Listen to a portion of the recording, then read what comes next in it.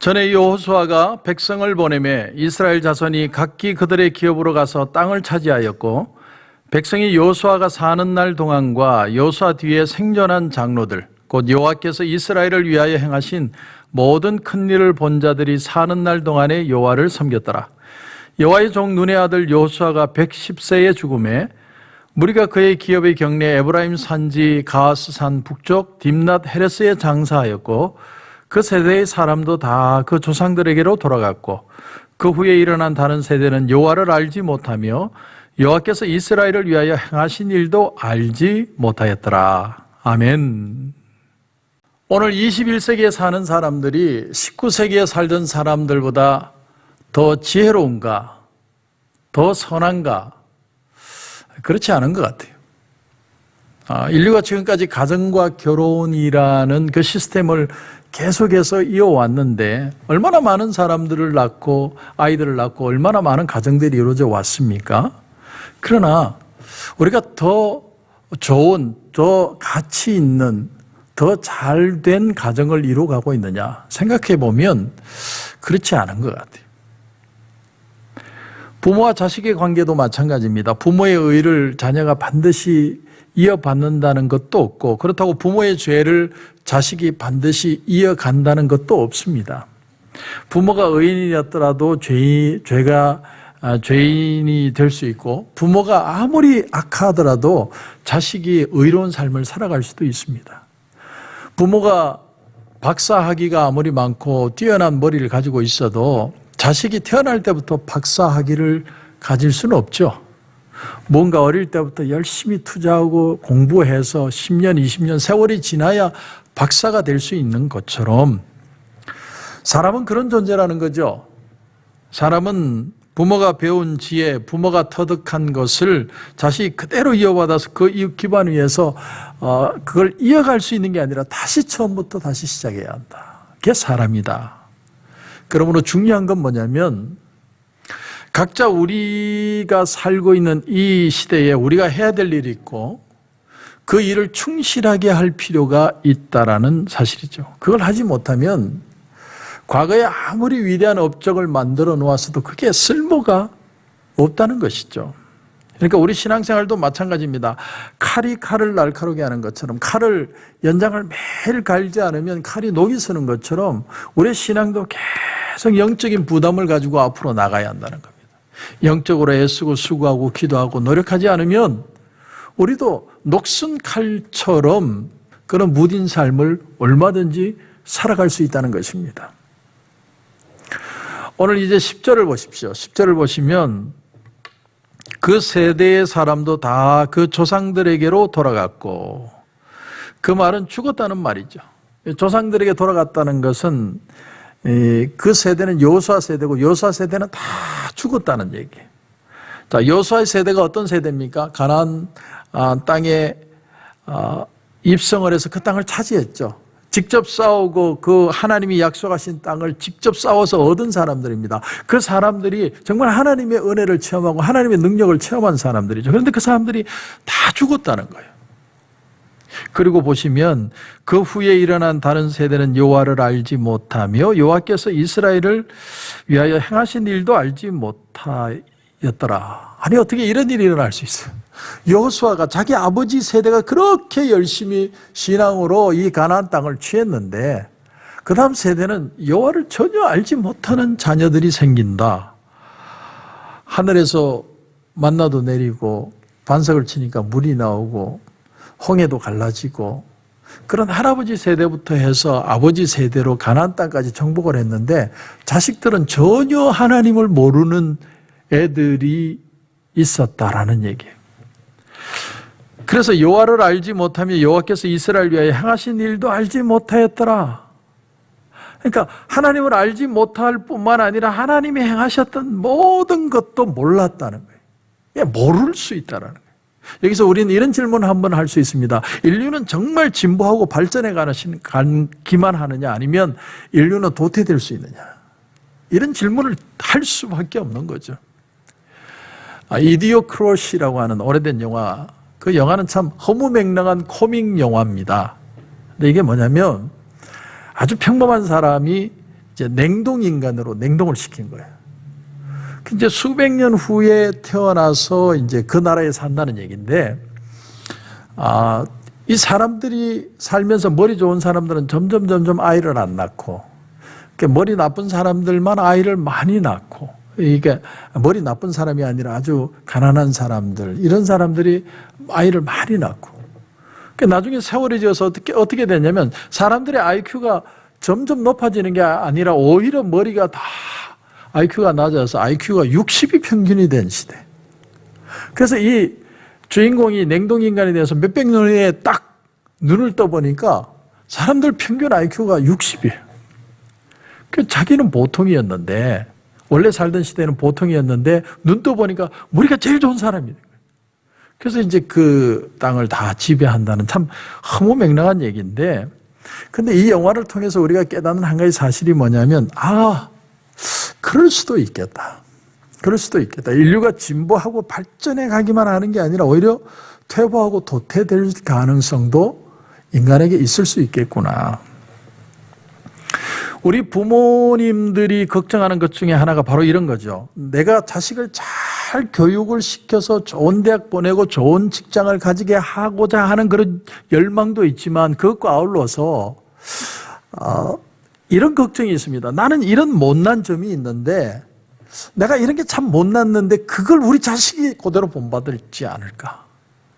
내 자식이 이런 부분은 안 닮았으면 좋겠는데 나의 이런 부분을 닮지 않을까 하는 것에 대한 걱정. 그렇기 때문에 우리가 기도가 필요하죠. 정말 믿음으로 살 필요가 있는데, 그러니까 진짜 고민은 뭐냐면 우리 자식들이 정말 이 시대에 이 사회에 얼마나 잘 적응하고 잘 먹고 잘 사느냐보다 더 중요한 게 더 인격적으로, 더 신앙적으로 바로 자랄 수 있느냐. 이 퇴보를 걱정해야 된다는 거예요. 자, 이삭이 아브라함의 자식으로 한 가지 아버지에게 배운 게 딱 하나가 있어요. 그게 뭐냐면 온유함을 배웠어요. 온유함. 참 귀한 교육이죠.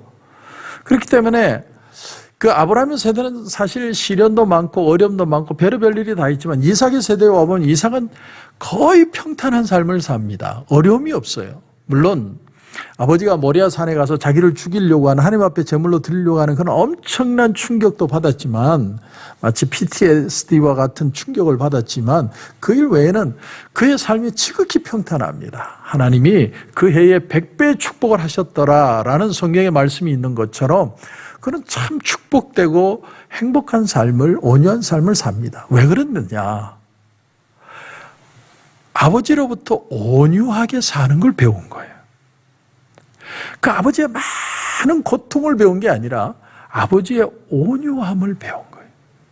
그것이 그 아들에게 축복이 된 겁니다. 그런데 그 이후에 야곱의 세대를 가보면 또 스토리가 달라져요. 야곱은 인생이 정말 험난한 삶입니다.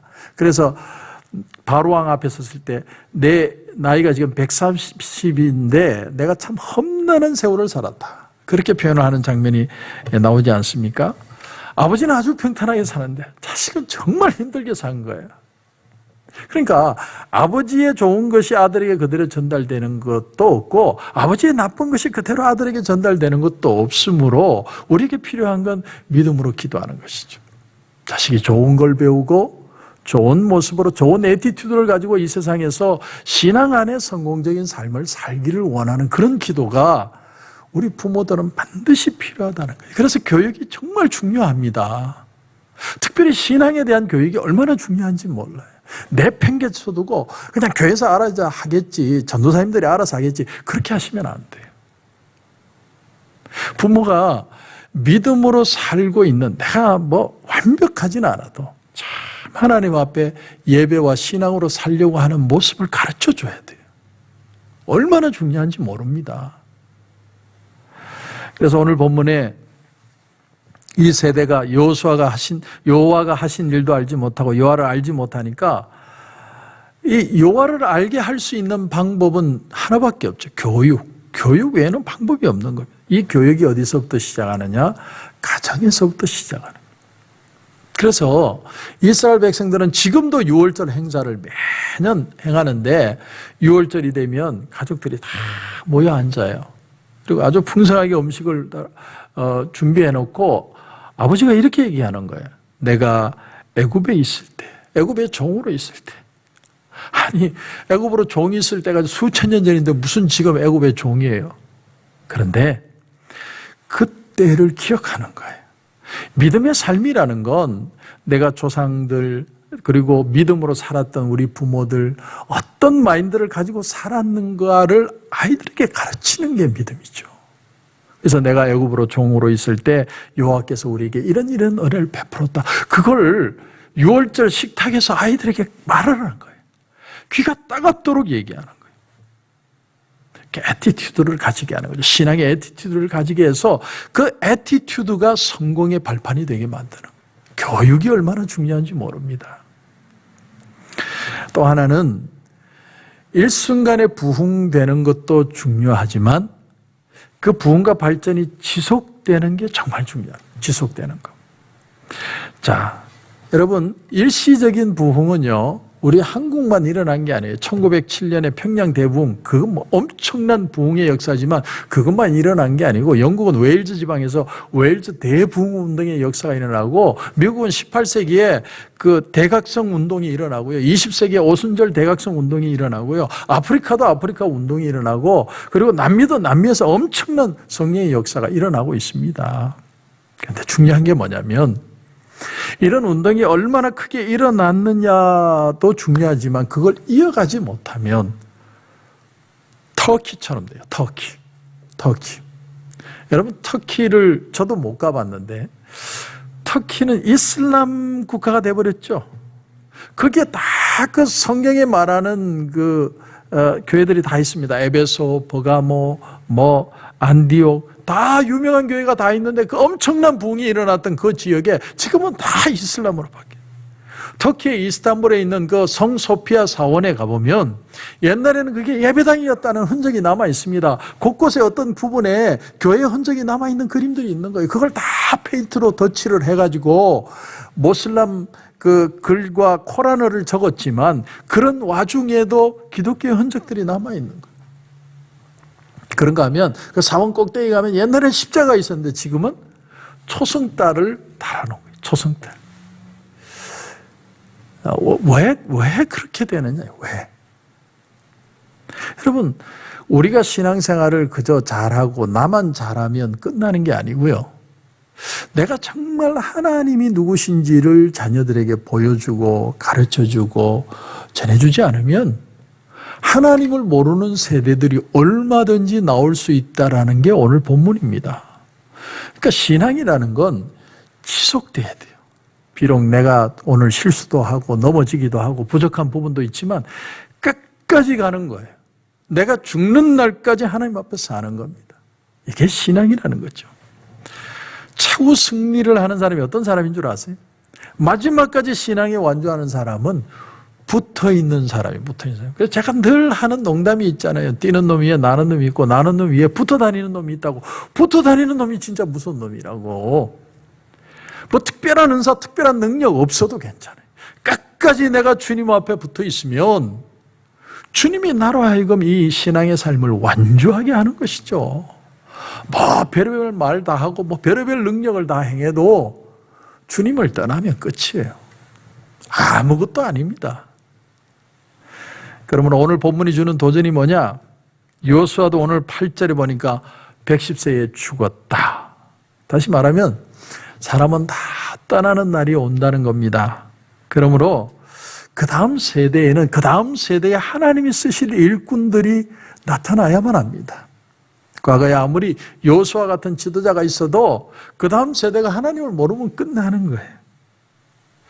그래서 이후의 세대에 누가 등장합니까? 사사들이 등장하는 겁니다. 기드온이라든지 드보라든지 삼손이라든지 사무엘도 사사죠. 그런 하나님의 일을 하는 하나님을 믿는 하나님의 뜻을 따라 사는 사람들이 계속해서 나오는 걸 보여주는 거예요. 그러므로 인류가 지금 점점 진보하고 있느냐? 그렇게 안 보이는 것 같아요. 인류는 도태되고 있는 것이 아닌가라는 퀘스천을 던져봅니다. 그러므로 중요한 건 우리가 지금 이 시대에 이 시점에 이 코로나 팬데믹 상황에 우리가 어떤 어떤 일을 감당해야 될 것인가? 하나입니다. 내가 하나님을 믿고 이 자리에서 믿는 자로 하나님 앞에 걸어가는 것이죠. 믿는 자의 자세를 자식들에게 보여주는 것이죠. 그것을 할 수만 있다면, 지속할 수 있다면 하나님은 계속해서 우리를 축복해 주실 것입니다. 그런 은혜가 저와 여러분 가운데 넘치시길 주님의 이름으로 축원합니다. 기도드리겠습니다. 하나님 은혜를 감사합니다. 오늘 이 아침에는 우리가 하나님을 모르는 세대가 나왔다라는 아주 충격적인 그런 말씀을 보았습니다. 하나님, 우리 자녀들에게도 또 우리 자신에게도 믿음의 애티튜드를 가지고 끝까지 완주할 수 있는 신앙의 삶이 되게 하여 주옵소서. 뒤돌아서지 않게 하시고, 비록 내게 일어난 일들이 내 눈에는 불안해 보이고 염려가 될지라도 하나님이 살아계시고 주님이 나와 함께 하시기 때문에 믿음으로 끝까지 완주하는 축복된 인생이 되게 하여 주시옵소서. 오늘 하루도 주님 함께 하실 줄 믿고 예수님의 이름으로 기도드립니다. 아멘.